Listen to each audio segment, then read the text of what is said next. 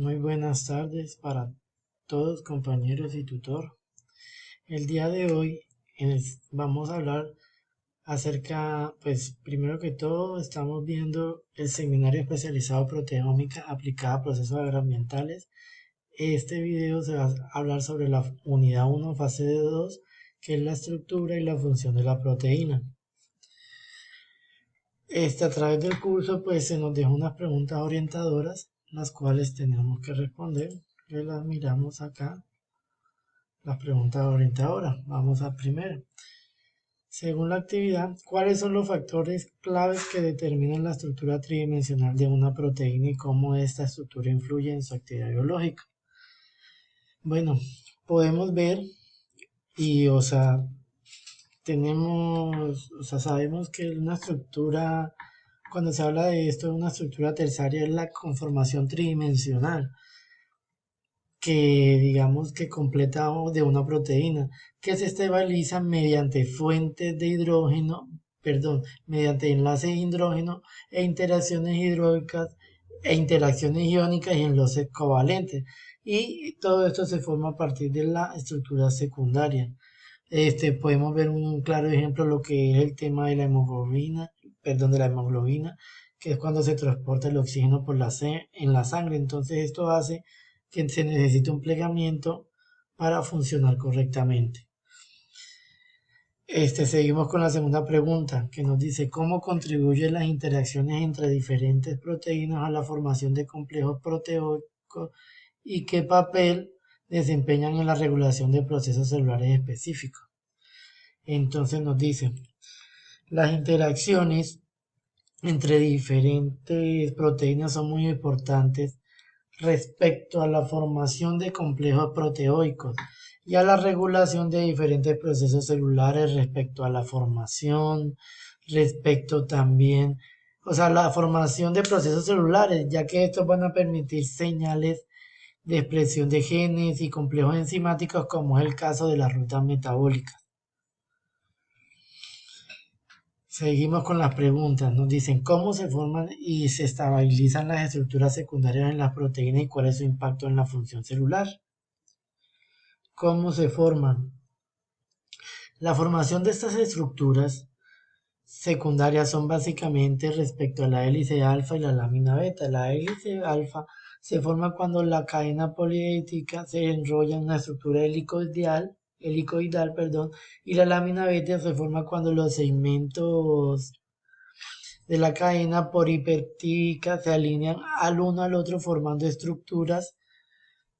estructura en forma de ojo, que es el impacto de las estructuras secundarias en la función celular. O sea, básicamente respecto a la estabilidad estructural específica, estas diferentes interacciones entre proteínas se permiten básicamente la estructura y la flexibilidad de la proteína.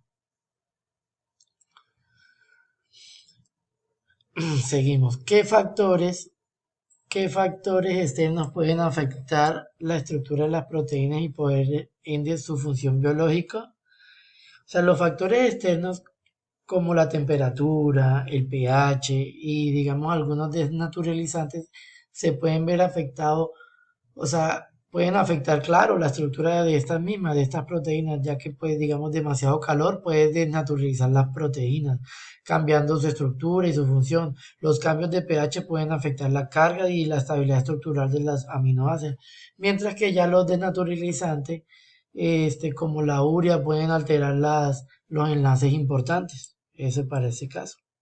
Seguimos. ¿Cómo contribuyen las proteínas intrínsecamente desordenadas a los procesos celulares y cuál es su papel funcional? ¿Cómo contribuyen? Listo, especialmente las proteínas desordenadas ayudan en diversos procesos celulares y están involucradas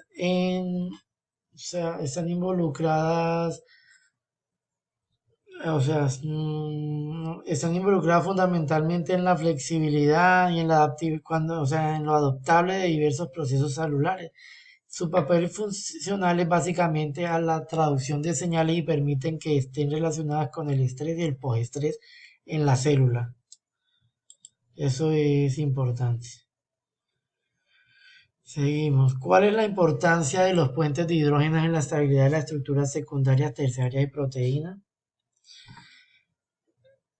La importancia de los enlaces de hidrógeno o los puentes de hidrógeno en la estructura secundaria de la hélice alfa ayuda a mantener la estructura helicoidal de la lámina beta, o sea que trabajan juntos para formar la estructura laminar de la estructura terciaria y diversas interacciones moleculares que son esenciales para la estabilidad y funcionalidad de las proteínas.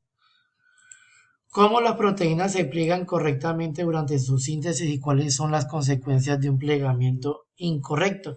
Estas proteínas se pliegan correctamente. Las proteínas comienzan cuando se sintetizan básicamente cadenas lineales de aminoácidos en los ribosomos de una molécula. Otro tipo de proteína que ayuda a cooperar con estas proteínas para plegarse correctamente son las interacciones moleculares que ayudan a las consecuencias del mal plegamiento de las proteínas para mantener la estructura tridimensional. ¿Qué diferencias estructurales existen entre las proteínas globulares y las proteínas fibrosas? Listo. Las diferencias estructurales de las proteínas globulares y fibrosas son básicamente respecto a estructuras que forman plegamiento y solubilidad de las proteínas globulares que tienen estructuras terciarias y cuaternarias, que son solubles en agua y desempeñan funciones dinámicas de las A cambio, las proteínas fibrosas tienen estructuras secundarias repetitivas, son insolubles en agua y básicamente sirven de soporte estructural. ¿Cómo se clasifican? ¿Cómo se clasifican? ¿Cómo se clasifican las proteínas según la estructura y cómo es esta? La estructura, la clasificación estructural de las proteínas está relacionada con la estructura primaria de la secuencia lineal de aminoácidos en la cadena polipeptídica y determina la forma lineal de la proteína, que básicamente asegura la estabilidad de las proteínas, la flexibilidad de la estructura terciaria y la conformación tridimensional de las cadenas polipeptídicas. ¿Cuál es el papel de los chaperones moleculares en el plegamiento adecuado de las proteínas? Estos chaperones moleculares ayudan pues las proteínas a plegarse correctamente durante la síntesis. Eso es lo que básicamente hacen los chaperones. En la 11, ¿cómo interactúan las proteínas con otras moléculas biológicas como lípidos, carbohidratos para llevar a cabo funciones específicas? Estas proteínas interaccionan con lípidos y carbohidratos a través de sitios específicos. Un ejemplo, digamos las glicoproteínas tienen carbohidratos que facilitan el reconocimiento celular. Seguimos. ¿Cuáles son los mecanismos mediante los cuales las proteínas pueden cambiar su conformación para cumplir diferentes funciones en distintos contextos celulares?